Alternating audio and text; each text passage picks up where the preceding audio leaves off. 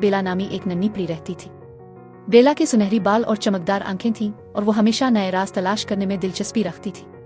बेला ने अपनी दादी से खुफिया पर उनकी कहानी सुनी थी। ये वो पर थे जो किसी भी परी को बेइंतहा ताकत और खुशी दे सकते थे, लेकिन ये राज एक पुरअसरार जंगल में छुपे हुए थे। एक दिन बेला खेलते हुए एक बड़े बलूत के दरख्त के पास पहुंची। दरख्त के तने में एक खोखली जगह थी जहां इसे एक पुराना नक्शा मिला।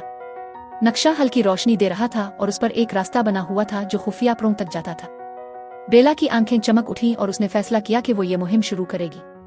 नक्शा लेकर बेला अपनी मुहिम पर निकल पड़ी। वो जादुई जंगलों से गुजरी, चमकते दरियाओं को पार किया और शफाफ क्रिस्टल से ढके हुए पहाड़ों पर चढ़ी। रास्ते में इसे कई जादुई मखलूकात मिले, जैसे रोशनी देने वाले हिरन और नन्ही परियां जो उसके साथ उड़ती थी।